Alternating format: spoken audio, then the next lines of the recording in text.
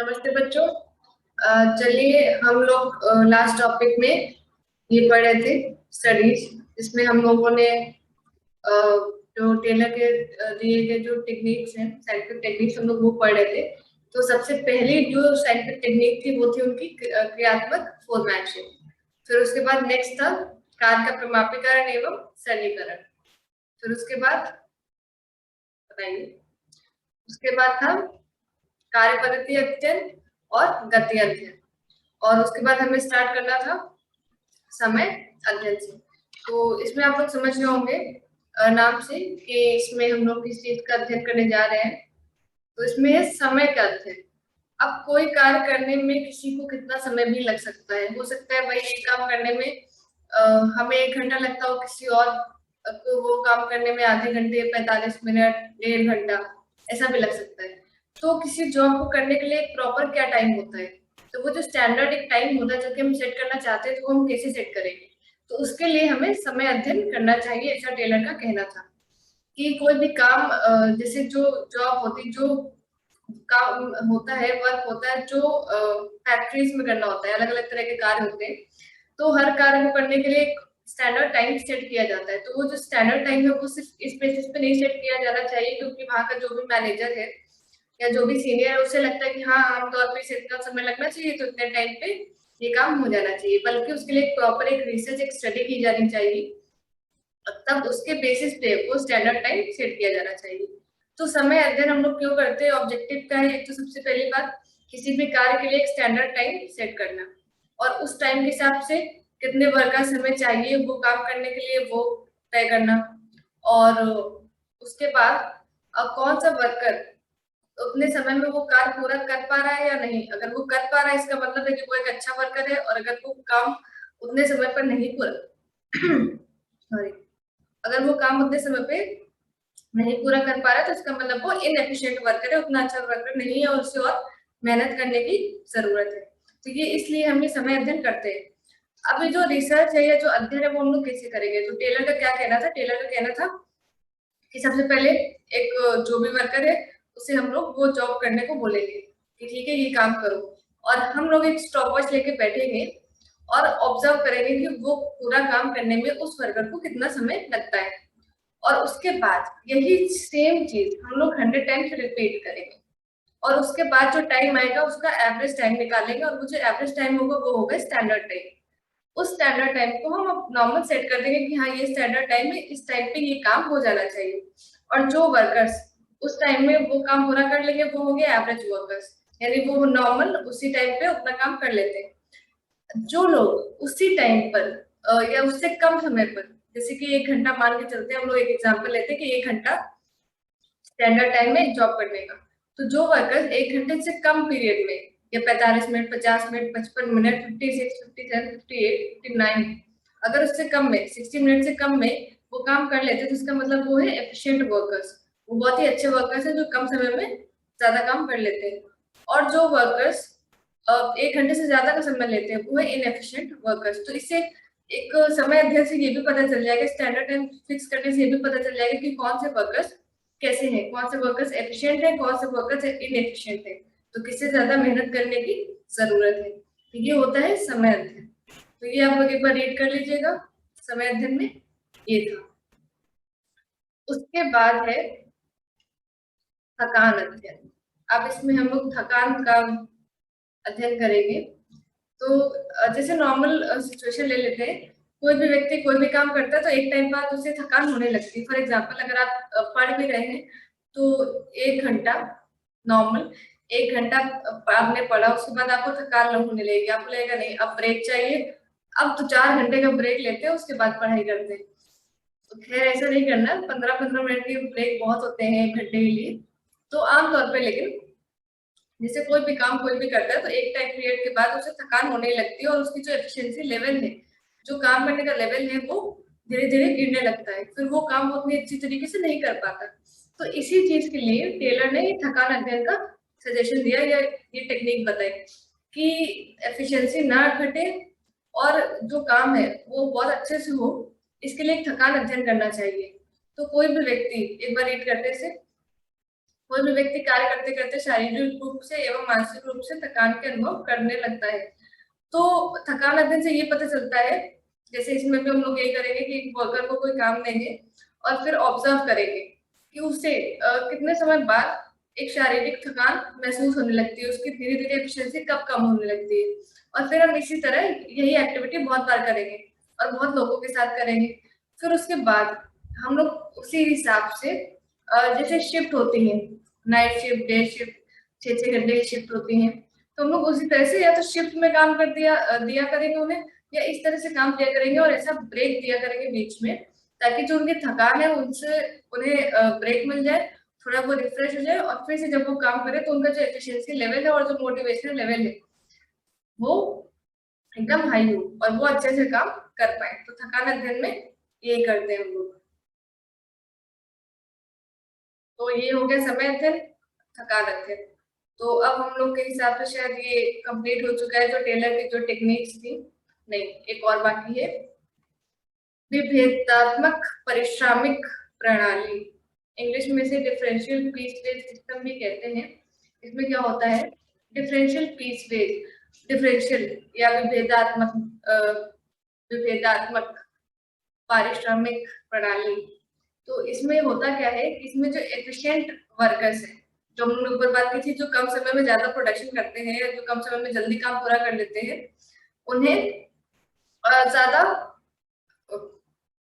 पारिश्रमिक पर वो मिलेगा, पर पीस ज्यादा उन्हें पैसे मिलेंगे, और जो इनएफिशिएंट वर्कर्स है उन्हें कम मिलेंगे। तो इससे होता क्या है, इससे तो जो लोग मेहनत ज्यादा कर रहे हैं उन्हें उस हिसाब से पैसा भी ज्यादा मिलेगा, और जिन्हें पैसा कम मिल रहा है क्योंकि वो कम काम कर रहे हैं, तो उन्हें एक मोटिवेशन मिलेगा कि अगर हम भी ज्यादा काम करेंगे तो हमें भी ज्यादा पैसे मिलेंगे।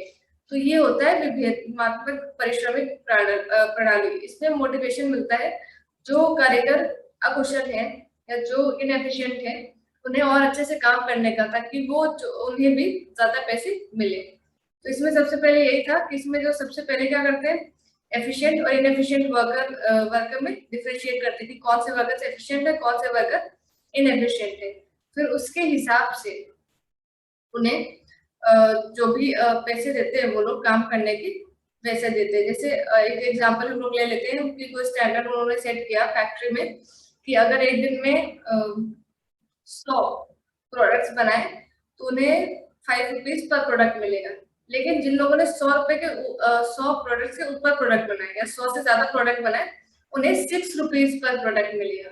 जिन्होंने 100 तक बनाए उन्हें 500, अगर उन्होंने 100 बना ली, और जिन्होंने 100 के ऊपर 120 या 110, तो उन्हें 6 इंटू 110, 660 उन्हें वैसा मिलेगा।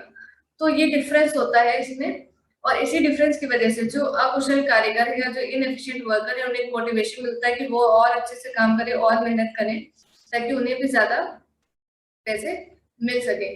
तो इसमें होता क्या है, इसमें एक तरह से कंपनी का भी फायदा है कि अच्छी प्रोडक्शन हो रही है, क्वालिटी प्रोडक्शन हो रही है और जल्दी हो रही है, और इसमें वर्कर का भी फायदा है क्योंकि उसे ज्यादा पैसे मिल रहे हैं। तो ये था डिफरेंशियल पीस वेज सिस्टम।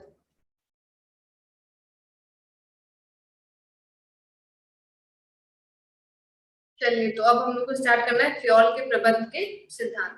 तो ये बहुत ही इम्पोर्टेंट टॉपिक है, और आप अभी 12th में इसके बाद अगर आप ग्रेजुएशन करेंगे, पोस्ट ग्रेजुएशन करेंगे और अगर मैनेजमेंट से रिलेटेड करते हैं, तो आपको जो 14 प्रिंसिपल्स है ये वहां पे भी मिलेंगे, ग्रेजुएशन लेवल पे, पोस्ट ग्रेजुएशन लेवल पे, हर जगह।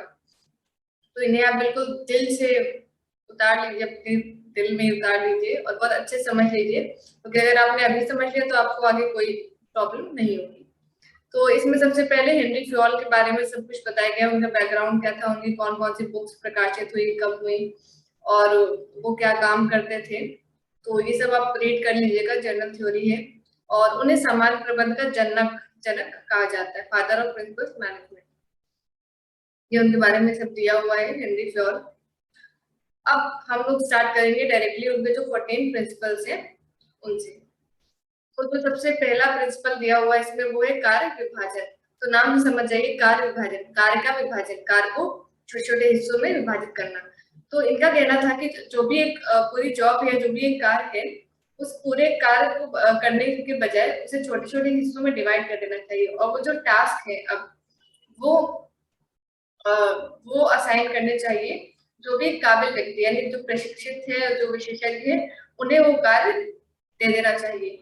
और इस तरह से जो कार्य का विभाजन किया गया है और जो कार्य की जो असाइनिंग हुई है, जो कार्य दिए गए हैं, तो अगर इस तरह से काम होगा तो उसके दो फायदे होंगे। एक तो सबसे पहले स्पेशलाइजेशन बढ़ेगा, कि जब कोई भी इंसान एक ही काम बार बार करता है तो उसमें उसे स्पेशलाइजेशन मिल जाता है, वो काम वो बहुत अच्छे तरीके से करता है बिना किसी गलती के।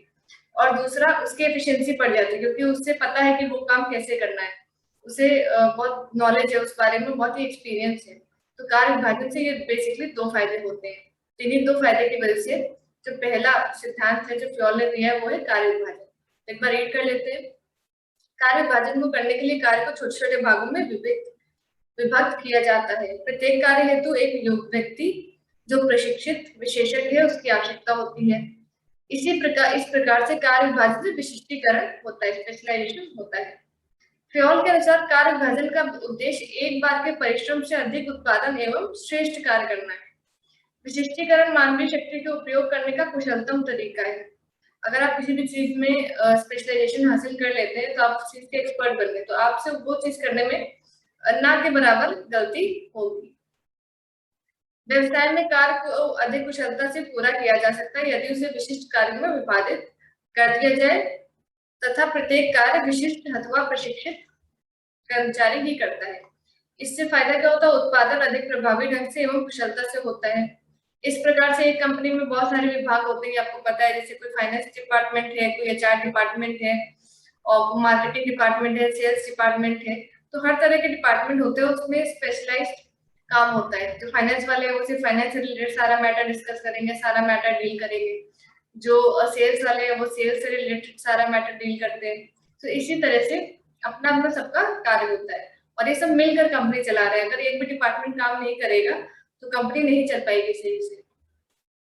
तो फ्योल के अनुसार कार्य विभाजन का सिद्धांत सभी क्रियाओं में, चाहे वह प्रबंधकीय हो या तकनीकी, समान रूप से लागू किया जाना चाहिए। तो ये था पहला प्रिंसिपल, कार्य विभाजन। अब आते हैं दूसरे सिद्धांत पर, अधिकार एवं उत्तरदायित्व, जिसका मतलब अथॉरिटी एंड रिस्पॉन्सिबिलिटी।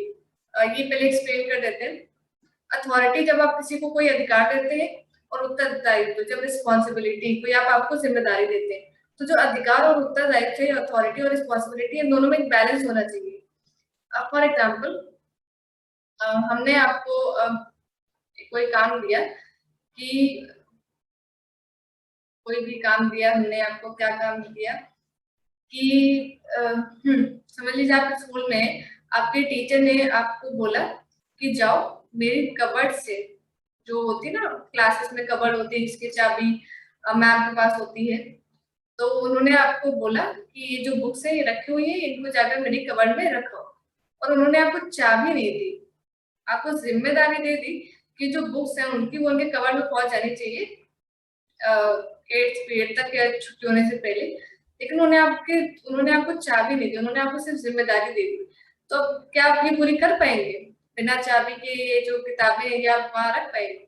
नहीं हो पाएगा।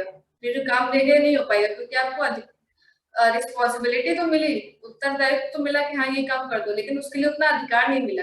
अगर वो आपको चाबी भी देती कि हाँ ये लो चाबी, ये है बुक्स, इन्हें जाकर मेरी कबर्ड में रखो, तब ये काम पूरा हो पाता। लेकिन तो इसीलिए अधिकार और उत्तरदायित्व दोनों में एक बैलेंस होना चाहिए, कि जितनी आपने रिस्पॉन्सिबिलिटी दी है उसी लेवल का आपको अधिकार भी देना चाहिए, ताकि वो काम पूरा कर सके जिसे भी आपने उत्तरदायित्व अधिकार दिया है। तो दोनों में एक बैलेंस होना चाहिए। अगर कोई भी एक चीज ज्यादा है और दूसरी चीज कम है तो उसमें काम न होने के चांसेस ज्यादा बढ़ जाते हैं। तो अधिकार और उत्तरदायित्व दोनों में बैलेंस सेट करके रखना चाहिए। तो यही दूसरा सिद्धांत है जो कि फ्योल ने दिया है, अधिकार एवं उत्तरदायित्व। तो ये भी आप रीड कर लीजिएगा, डिस्कस कर लिया हम लोगों ने। अब जो नेक्स्ट है थर्ड, वो है अनुशासन यानी डिसिप्लिन। तो अनुशासन से यहाँ पे क्या लेना देना है कि जो डिसिप्लिन है, मतलब आमतौर पे जो भी वहाँ के रूल्स रेगुलेशन है आपकी फैक्ट्री के, कंपनी के, वो सारे फॉलो करने चाहिए। और ऐसा नहीं है कि जो ये रूल्स रेगुलेशंस और ये सारे नियम कानून है ये सिर्फ सबऑर्डिनेट लेवल के लिए या जो वर्कर्स हैं सिर्फ उन्हीं के लिए, ये सबके लिए होने चाहिए, चाहे वो लोअर लेवल के वर्कर्स हो या फिर जो हाई लेवल का जो मैनेजमेंट है, सब में बराबर एक तरीके से सारे नियम कानून फॉलो करने चाहिए उन्हें। माना कि प्रबंध एवं श्रमिक संघ के बीच समझौता हुआ है जिसके अनुसार कंपनी को हानि की स्थिति से उबारने के लिए कर्मचारियों ने बिना अतिरिक्त मजदूरी के अतिरिक्त घंटे कार्य करने के लिए समझौता किया है। तो प्रबंध ने इसके बदले में उद्देश्य को पूरा हो जाने पर कर्मचारियों की मजदूरी वृद्धि का वादा किया है। यहाँ अनुशासन का अर्थ है श्रमिक एवं प्रबंधक दोनों ही अपने अपने वादों को एक दूसरे के लिए प्रति किसी भी प्रकार के द्वेष भाव के पूरा करेंगे। तो यहाँ ये एग्जाम्पल दिया गया है जैसे कि कंपनी लॉस में चल रही है और कंपनी ने वादा किया है कि तुम ये पूरा काम कर दो हमारा, इसके बाद जैसे हमें पैसे आएंगे, जैसे हमें प्रॉफिट होगा तो हम तुम लोग के जो वेजेस है वो बढ़ा देंगे। तो और जो ओवर टाइम करो एक तरह से, और जो मजदूर है जो वर्कर्स उन्होंने भी हामी भरी है कि हाँ वो बिना एक्स्ट्रा वेजेस के सारा काम करेंगे, ओवर टाइम करेंगे। और तो इसमें ये कहा गया कि डिसिप्लिन का मतलब सिर्फ सारे कानून नियम फॉलो करना नहीं होता, ये भी होता है कि किस प्रकार श्रमिक और प्रबंधक दोनों एक दूसरे को बिना किसी द्वेष भाव के, बिना किसी गलत फीलिंग के या बिना किसी गलत भावना के एक दूसरे के प्रति अपना काम पूरा करेंगे पूरी ईमानदारी से। तो अब ये जो तीसरा प्रिंसिपल है ये भी डिसिप्लिन हो गया। चौथा, आदेश की एकता। फ्योल के अनुसार प्रत्येक कर्मचारी को केवल एक ही अधिकारी से आदेश मिलने चाहिए।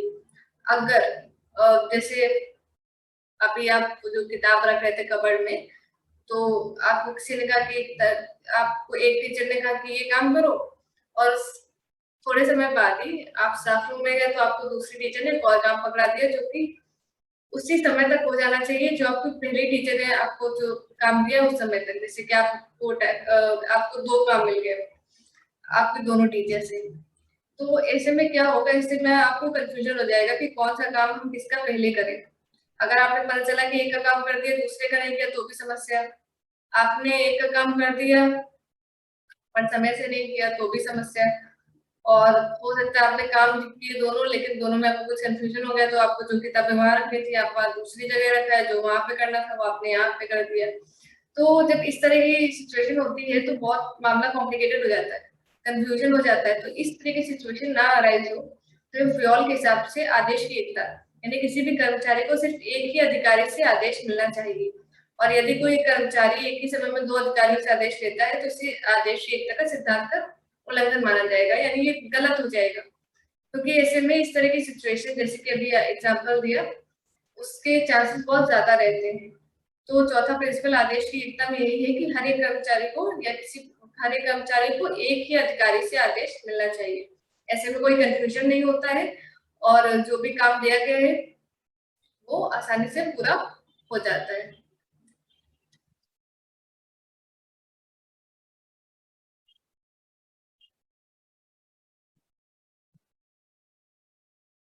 फिर उसके बाद निर्देश की एकता। संगठन को सभी इकाइयों को समन्वित एवं प्रेरित प्रयत्नों के माध्यम से समान उद्देश्यों की ओर अग्रसर होना चाहिए। गतिविधियों के प्रत्येक समूह जिनके उद्देश्य समान है उनका एक ही अध्यक्ष एवं एक ही योजना होनी चाहिए। इसका मतलब होता है कि जैसे हमारा जो भी एक लक्ष्य है सबको उसी लक्ष्य के लिए काम करना चाहिए। जो भी ऑर्गेनाइजेशन का लक्ष्य है वही सभी का लक्ष्य होना चाहिए। उदाहरणार्थ, एक कंपनी मोटरसाइकिल एवं कार का उत्पादन कर रही है, इसके लिए उसे 2 अलग-अलग विभाग बनाने चाहिए। प्रत्येक विभाग का ही प्रत्येक विभाग की अपनी प्रभारी योजना एवं संसाधन होने चाहिए। किसी भी तरह से 2 विभागों के कार्य एक दूसरे पर आधारित नहीं होना चाहिए। जैसे इसमें जो एग्जाम्पल लिया हम लोग वही लेते हैं कि एक कंपनी है वो मोटरसाइकिल भी बनाती है और कार भी बनाती है। तो मोटरसाइकिल बनाने के लिए सारी चीजें अलग अलग चाहिए, सारे वर्कर्स अलग चाहिए, सारी मशीनरी अलग चाहिए, कार बनाने के लिए सारी मशीनरी हर चीज अलग चाहिए।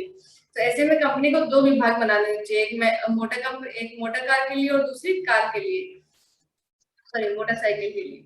तो एक मोटरसाइकिल के लिए, एक कार के लिए। और क्योंकि दोनों का लक्ष्य बिल्कुल अलग अलग है, एक का लक्ष्य मोटर साइकिल बनाना, उन्हें बेचना, तो उससे रिलेटेड सारा काम अलग होगा और जो कार से रिलेटेड सारा काम अलग होगा। क्योंकि कार वालों का भी जो मोटिव है या जो ऑब्जेक्टिव है वो अलग है, वो कार से रिलेटेड है। तो इसीलिए जो पूरे ऑर्गेनाइजेशन का ऑब्जेक्टिव है वही सभी का उद्देश्य होना चाहिए। और वो लोग जो भी इंडिविजुअली काम कर रहे हैं उनका जो फाइनल ऑब्जेक्टिव है वो वही होना चाहिए जो ऑर्गेनाइजेशन का ऑब्जेक्टिव है। तो अभी हम लोगों ने यार 5th तक कर लिया है, 5 सिद्धांत पढ़ लिए हैं। अब हम लोग नेक्स्ट से पढ़ेंगे, 6 वाला है सामूहिक हितों के लिए व्यक्तिगत हितों का समर्पण। तो 6 से स्टार्ट करेंगे और नेक्स्ट वीडियो में ये आपका चैप्टर कंप्लीट हो जाएगा।